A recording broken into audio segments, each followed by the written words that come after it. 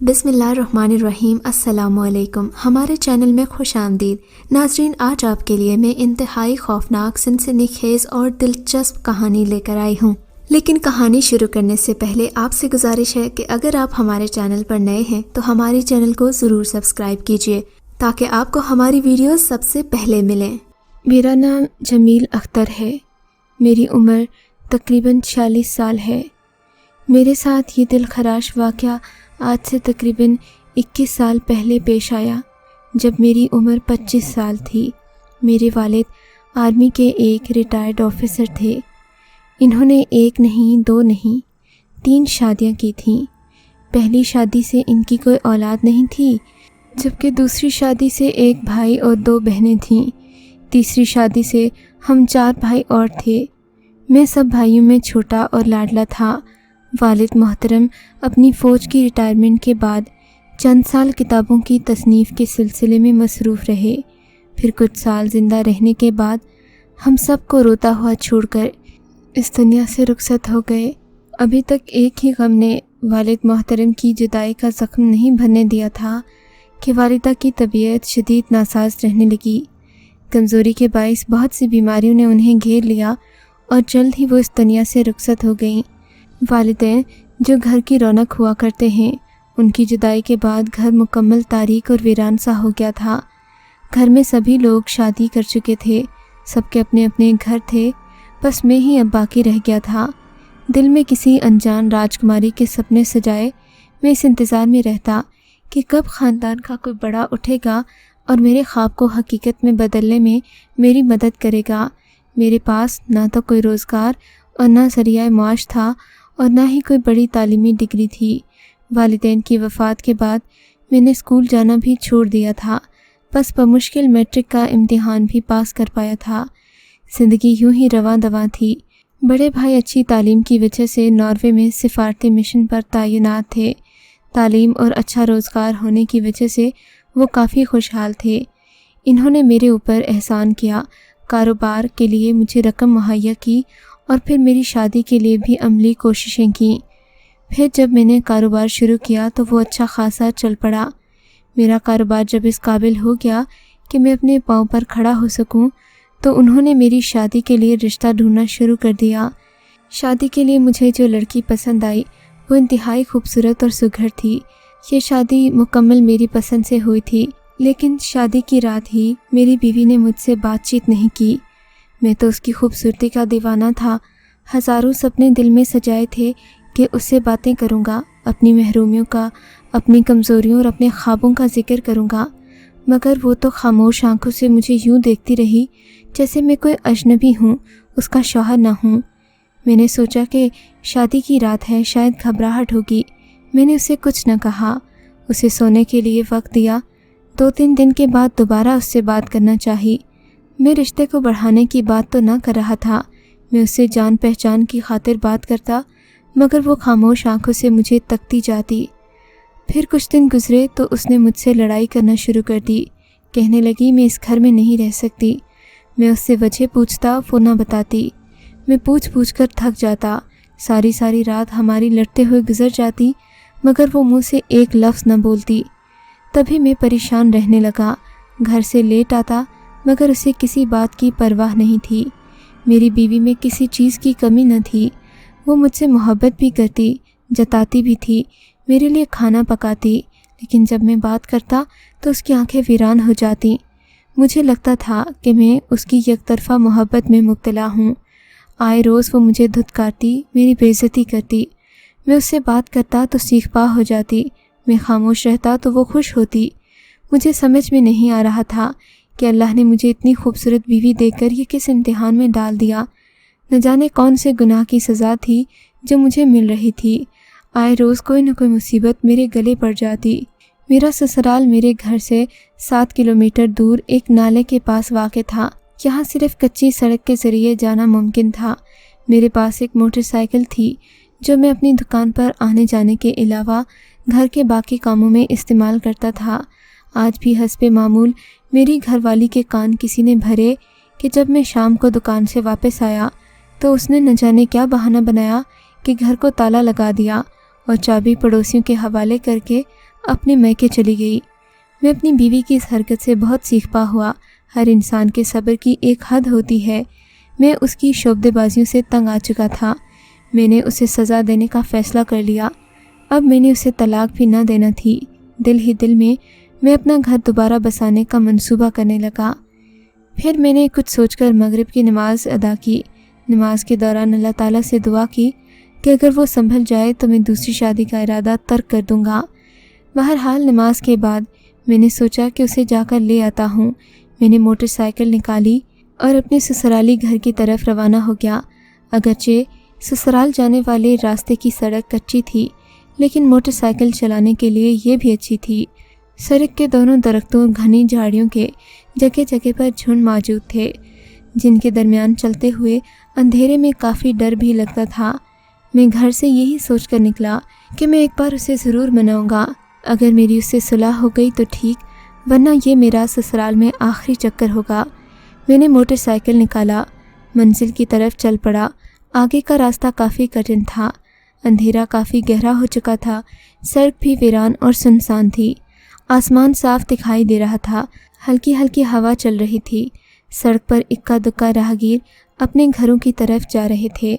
मैंने अभी तक 5 किलोमीटर का सफ़र तय कर लिया था। तब मुझे किसी का फ़ोन आ गया। मैंने मोटरसाइकिल रोकी और नीचे उतरकर कॉल अटेंड की। ये कॉल मेरे दोस्त की थी।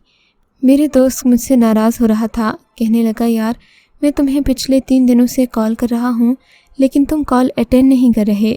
मैं तुम्हें बताना चाह रहा था कि मेरी शादी अचानक फ़िक्स हो गई है। तुम्हें निकाह और बारात पर बुलाना चाहा, लेकिन तुम नहीं आए। उसके बाद वलीमे के लिए भी मदऊ किया, लेकिन तुम तब भी नहीं आए। यार आज तो आ जाओ। मैंने घर में करीबी दोस्तों के लिए शादी की दावत रखी है। दोस्त इसरार कर रहा था, जबकि मैं तो इस बात से कतई नावाकिफ़ था कि मेरे किसी दोस्त की शादी भी हुई है। बहरहाल मैंने इधर उधर देखा। अंधेरे में मुझे थोड़ा थोड़ा डर भी लग रहा था, क्योंकि जिस कच्ची सड़क पर मैं जा रहा था, इस पर मगरिब के बाद अक्सर लोग सफ़र करने से कतराते थे। एक लम्हे के लिए दिल किया कि अपनी बीवी का ख्याल छोड़ूं और अपने दोस्त की दावत में चला जाऊं, जहां कुछ देर हंस बोलकर बातें करने का मौका तो मिलेगा। लेकिन फिर इरादा तर्क कर दिया। दोस्त से कहा कि मैं फिर कभी आ जाऊंगा, इस वक्त किसी ज़रूरी काम से जा रहा हूं। दोस्त ने कॉल बंद की तो एकदम से सन्नाटा फिर छा गया। मुझे लगा जैसे मैं अचानक इस सन्नाटे में आ गया हूँ। मुझे यहाँ से गुजरते हुए लोगों की बातें याद आने लगीं। कुछ लोगों के मुताबिक इस सड़क पर एक ऐसी औरत है जो यहाँ से गुजरने वाले हर राहगीर का नाम जानती है। अपनी खूबसूरती को दिखाकर ये अक्सर नौजवानों को दोस्ती का धोखा देती है और लोगों को अपने जाल में फंसा लेती है। लोगों की इन बातों पर मैंने कभी गौर नहीं किया था, ना ही यकीन किया था, क्योंकि मैंने कभी ऐसी किसी मखलूक से सामना नहीं किया था। खैर मैंने दोबारा मोटरसाइकिल स्टार्ट की और अपनी मंजिल की तरफ चल पड़ा। कोई 1 आधा किलोमीटर ही आगे गया था कि मुझे लगा मेरी मोटरसाइकिल के टायर पंक्चर हो गए हैं। मैंने रुककर मोटरसाइकिल को खड़ा किया और इधर उधर देखने लगा। तभी मुझे अकब से किसी की आवाज़ सुनाई दी। ये आवाज़ निस्वानी थी, गोया कोई लड़की थी जो बार बार मेरा नाम पुकारे जा रही थी। इस ब्यापा में कौन हो सकता है, मैंने सोचा। फिर अपना ध्यान बटाने की खातिर मैंने ऊंची आवाज़ में रिवायती गीत पढ़ना शुरू कर दिए। अभी मुझे थोड़ी देर ही गुजरी थी कि मुझे उस लड़की की आवाज़ फिर सुनाई दी। मैंने इस आवाज़ को एक पल के लिए सुना और फिर नज़रअंदाज कर दिया। मैं जानता था मेरे साथ क्या खेल खेला जा रहा है। बहरहाल थोड़ी देर के बाद मैं बखैरो आफियत अपने ससुराली घर पहुंच गया। वहां जाकर देखा तो मेरी घरवाली बिल्कुल खुश थी और उसने मेरे लिए मेरे पसंदीदा खाने भी तैयार कर रखे थे। लग रहा था जैसे उसे पहले से मेरी आमद की इत्तला हो। हालांकि मैं घर से यही इरादा करके आया था कि बस अपना पैगाम दूंगा और वापस आ जाऊंगा, लेकिन आगे तो हालात एकदम नॉर्मल थे, बल्कि अच्छे थे। मैंने कुछ देर बातें की, अपना इरादा जाहिर नहीं किया कि मैं किस नीयत से आया था। मैंने अपनी बीवी से बातें की और उसे अपने साथ चलने का कहा तो उसकी अम्मा जी ने रोक लिया। कहने लगी कि मेरी नंद की शादी है, ऐसे मौके बार बार नहीं आते, इसलिए शहरीन आज यहीं रहेगी। शहरीन मेरे इरादों से वाकिफ़ नहीं थी। बहरहाल शहरीन ने खाना लगाया और हम सब खाने में मसरूफ़ हो गए। खाने की मेज़ पर बातें कुछ ज़्यादा ही लंबी हो गईं। باتیں کرتے کرتے 11 بج گئے۔ سب نے مجھے روکنے کی بھرپور کوشش کی کہ نہ جاؤ، آگے کا راستہ خطرناک ہے، اس وقت اکیلے اس راستے پر جانا مناسب نہیں ہے، لیکن میں نے کاروباری مصروفیات کی وجہ بتائی اور واپسی کے لیے بضد رہا۔ رات کے 12 بج چکے تھے جب میں نے واپسی کے سفر کا آغاز کیا۔ کوئی 2.5 کلومیٹر کا راستہ طے کیا تھا کہ میرے موٹر سائیکل کی تیز لائٹ ایک سرخ کپڑوں میں ملبوس لڑکی پر پڑی۔ میں نے دیکھا تو یہ ایک لمبے قد والی لڑکی تھی جو سڑک سے نیچے کی طرف منہ کر کے بیٹھی ہوئی تھی۔ مجھے یہ دیکھ کر کافی حیرانگی ہوئی کہ رات کے اس پہر کی عورت یہاں ویرانے میں کیا کر رہی ہے۔ تبھی میں نے عذرائے ہمدردی موٹر سائیکل اس کے قریب جا کر روکی اور اسے آواز دی، کون ہو آپ اور یہاں کیا کر رہی ہو؟ میرے کہنے پر وہ میری طرف مڑی۔ وہ انتہائی خوبصورت عورت تھی۔ میں نے کہا، تم یہاں کیوں بیٹھی ہو؟ کہنے لگی، میرا اس دنیا میں کوئی نہیں ہے، میرے پاس کھلے آسمان کے علاوہ رہنے کی کوئی جگہ نہیں ہے، اگر تم مجھے سہارا دے سکو تو میں تمہارے ساتھ چلنے کو تیار ہوں۔ لڑکی کی بات سن کر میرے تو دل میں لڈو پھوٹنے لگے۔ اندھا کیا چاہیے 2 آنکھیں۔ میں نے کہا، اب تو میرا بھی گھر بسانے کا بندوبست ہو گیا ہے۔ عورت کا چہرہ انتہائی معصوم تھا اور وہ بہت خوبصورت لگ رہی تھی۔ اس نے کہا کہ میں تمہارے ساتھ چلنے کو تیار ہوں، لیکن رات کے اس پہر کسی کے گھر جانا اچھی بات نہیں۔ میں نے کہا، تمہیں فکر کرنے کی ضرورت نہیں ہے، میں اپنے گھر میں اکیلا رہتا ہوں، میری بیوی اکثر مجھ سے لڑتی رہتی ہے، مجھ سے بات تک نہیں کرتی، اگر تم چاہو تو میں تم سے شادی کر سکتا ہوں۔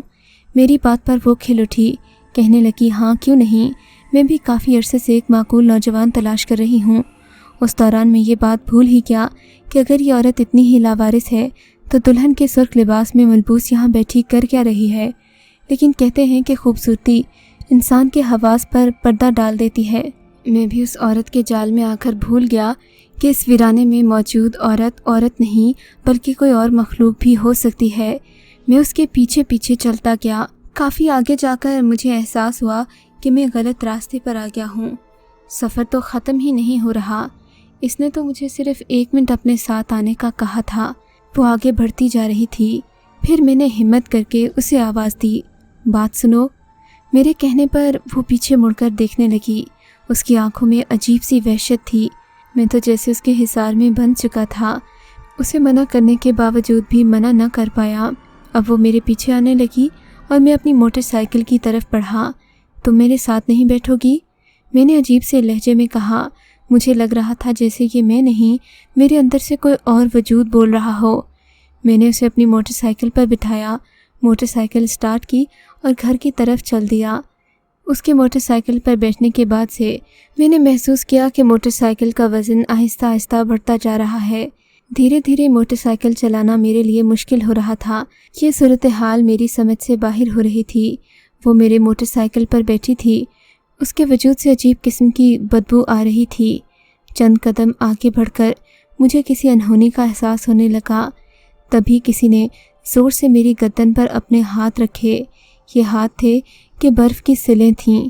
میرے وجود میں سنسنی سی دوڑ گئی۔ تبھی اس عورت نے مجھے گردن سے پکڑا اور مجھے میری موٹر سائیکل سے نیچے گرا دیا۔ میں زمین پر جا پڑا تو میری نظر اس کے پاؤں پر گئی۔ میں نے دیکھا اس کے پاؤں الٹے تھے۔ یہ دیکھ کر میرے تو جسم میں رہی سہی جان بھی باقی نہ رہی۔ میری روح جیسے فنا ہو گئی۔ اس نے مجھے بالوں سے پکڑا اور مجھے سڑک پر گھسیٹنا شروع کر دیا۔ پھر وہ مجھے ایک ایسے پتھر کی طرف لے گئی جس کے نیچے ایک بہت بڑا غار موجود تھا۔ اس غار کے آس پاس چند کھوپڑیاں اور انسانی ہڈیاں پڑی ہوئی مجھے صاف نظر آ گئیں۔ یہ ہڈیاں دیکھتے ہی میری سمجھ میں آ گیا کہ یہ عورت وہی ہے جس کے بارے میں نے سنا تھا۔ اب میں رب کے آسرے پر تھا کہ میری جان بچے گی یا نہیں۔ عورت کا انداز ایسا تھا جیسے کوئی شکاری اپنے شکار کو لے کر آتا ہے۔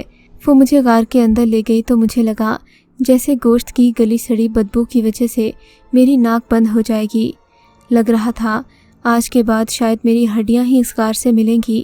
ڈر کی وجہ سے میں بری طرح سہم گیا تھا۔ میرا یہ معمول تھا کہ میں رات کو سونے سے قبل کوئی نہ کوئی دینی کتاب کا مطالعہ کیا کرتا تھا۔ چند دن قبل ایک دینی مدرسے کی لائبریری کی دی ہوئی کتاب کے مطالعے کے دوران کتاب کے ابتدائیے میں ایک دعا لکھی تھی جو میں نے اسی وقت یاد کر لی تھی۔ اس دعا کے بارے میں ایک نوٹ بھی تحریر تھا کہ شیاطین، جنات اور دیگر چڑیلوں کے شر سے بچنے کے لیے یہ دعا آیت الکرسی کے ساتھ جوڑ کر پڑھی جائے تو مصیبت سے نجات مل جاتی ہے۔ مجھے یہ واقعہ یاد آیا تو میں نے فوراً وہ دعا بآواز بلند پڑھنا شروع کی۔ ڈر کی وجہ سے میں کانپ رہا تھا۔ دعا پڑھنے کی دیر تھی کہ میں نے دیکھا سامنے کھڑی عورت کی آنکھوں سے خون نکلنا شروع ہو گیا۔ اس کے منہ سے جیسے خون کا فوارہ بلند ہوا تھا۔ وہ میری طرف بہت غصے سے دیکھ رہی تھی۔ اس کا خون نکلنے کی دیر تھی کہ اس کے ہاتھ پاؤں ڈھیلے پڑنے لگے۔ یہ دیکھ کر مجھے کافی حوصلہ ملا۔ میں نے دعا پڑھنا جاری رکھی حتیٰ کہ اس کے پورے جسم سے جان نکل گئی۔ وہ بالکل بے ہوش ہو چکی تھی۔ جب مجھے یقین ہو گیا کہ اب وہ اٹھنے کے قابل نہیں رہی تو میں وہاں سے بھاگ کھڑا ہوا۔ جلدی سے اپنے گھر آیا، آ کر وضو کے بعد نماز ادا کی اور اللہ کا شکر ادا کیا کہ میری جان بچ گئی۔ اس دن کے بعد سے میں نے دوسرا گھر بسانے کا نہیں سوچا۔ میری بیوی میرے ساتھ خوش ہے، یہی میرے لیے کافی ہے۔